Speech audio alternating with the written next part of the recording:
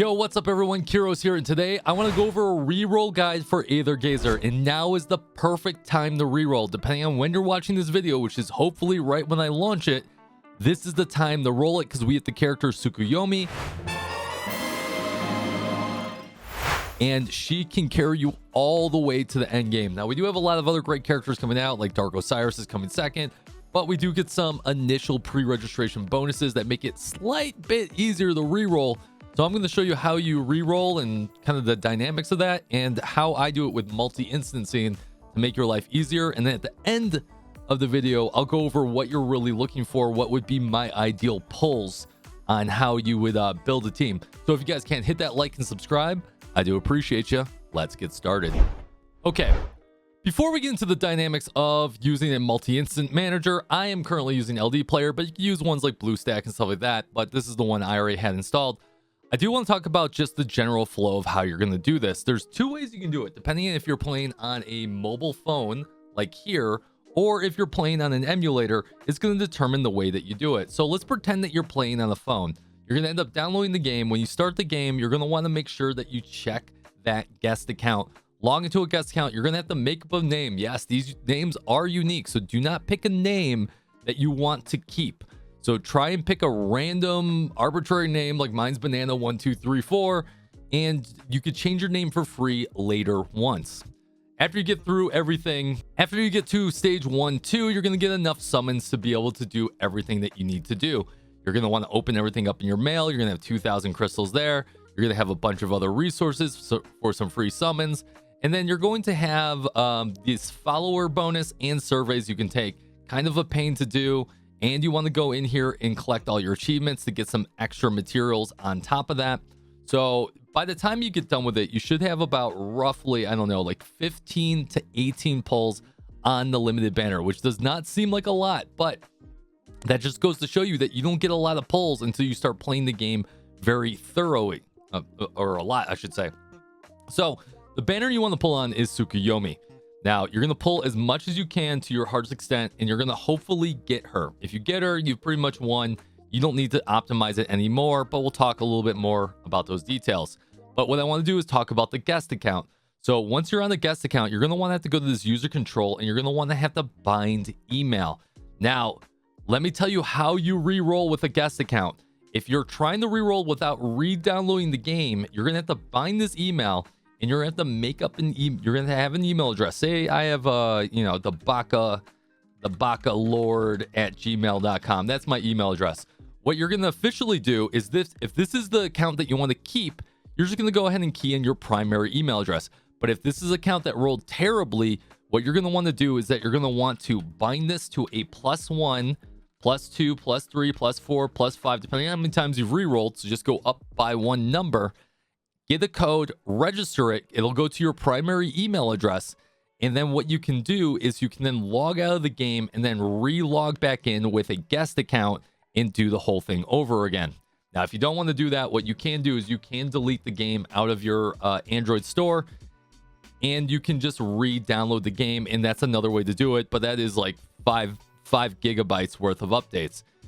Now, one thing, if this is the account you want to keep, you're going to want to change your name to whatever your name wants to be. It's your first time is free. But once again, this is unique. Someone may have your name. All right, that brings us to the guest re-rolling portion. We're all done with that. So hopefully that makes sense. I know I wasn't able to really fool that on screen, but all you got to know is that have a Gmail account and then use the +1s in order to refresh, to bind it, then log out, then go to a guest account. Remember, only bind your primary email address or use your Google account once you bind it. Once you have the account you want to keep, don't use it till then. So as you can see on screen, I actually have a lot of different, I've done 4 re-rolls here, and one of them got super lucky.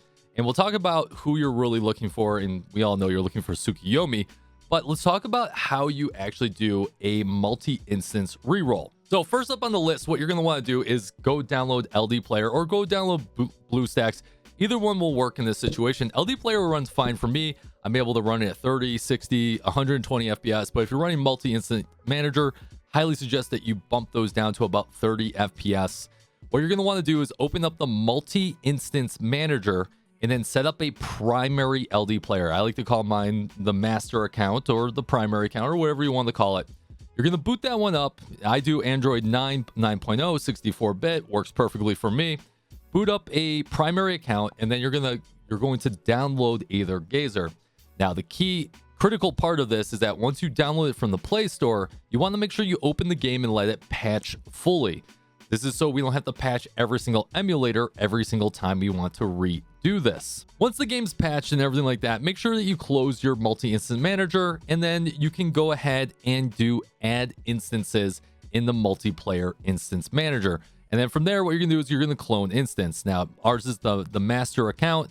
And then if say I want to do 4 clones, go ahead and hit 4 clones and just let that populate over time. Eventually, it's gonna make 1, 2, 3, and 4. Once you have all 4 of them, now obviously you can see mine, all 4 are running, but some of the key points of doing this is make sure you click on optimization, lower that FPS down to about 30 FPS, disable sounds, all that goodness to save on CPU cycles, and use less graphical memory and RAM. You can keep everything else the same. You could do grid arrangement. For whatever reason, my monitor doesn't work, so I just reposition them myself after we do that. And then you want to do a start interval setup of about 5 to maybe about 10 seconds per. You can remember all the settings and then hit save settings. From there, you're going to hit batch, and then you're going to select you're going to select the 4 that you want to open, hit batch, and then start selected with a 10-second interval. Once those are all open, arrange them on your monitor to a way that they make logical sense. And then what you're going to want to do is pick one of the emulators to be your primary. So in the top left-hand corner, this is my primary, and you'll have a button called Synchronizer. Once you hit this, what you can do is you can start synchronizing the other 4 emulators. And what it's going to allow you to do is if I hit the home button here, right, it's going to hit the home button on all of them. Now, I do want to point out there's some tips here. It's going to be a little wonky playing a 3D game with a synchronizer because the enemy movements are going to change, and depending on where your character lands, if you get hit, all that goodness.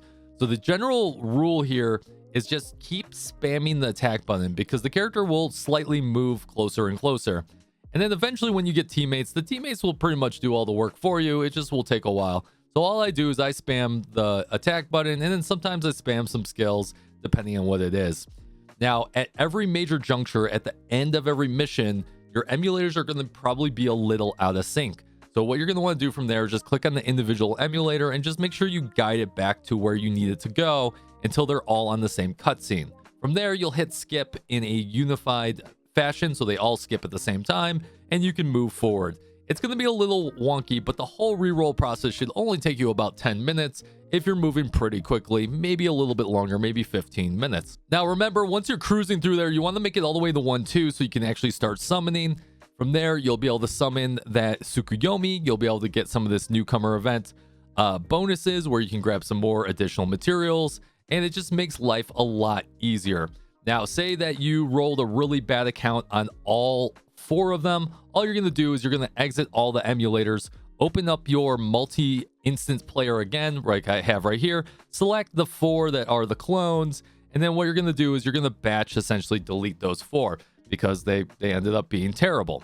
So, and then from there, you'll go back to your master account, which is the one that we don't touch anymore, and you'll go through the same process of batch cloning that again. Make another 4, make another 2, depending on how many your computer can run. Maybe your computer can run 8. I don't know. If you have a super beastly computer, run as much as you want. But you'll rinse and repeat that cycle until you essentially get Tsukuyomi.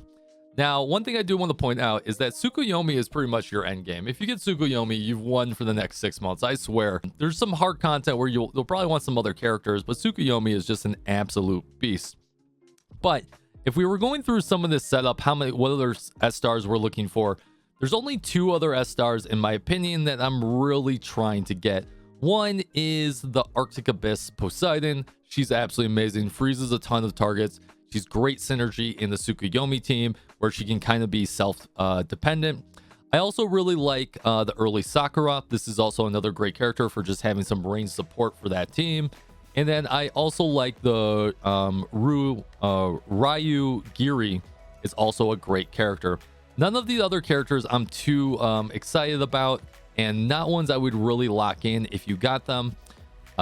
But if you got a bunch of A ranks with it, obviously you're going to get Shinku essentially for free, hopefully. And if you buy that monthly pass, you're going to get a selector anyways. So hopefully you're able to get a very cracked team. All right, guys, hopefully that helped you out. Maybe I'll do some videos. Let me in the comments down below if you want me to do videos for 𝙀𝙓𝙋𝘼𝙉. Maybe we continue playing this game. I'll see you out there. Make sure you guys do like and subscribe once again. And take it easy and fist bump from me to you.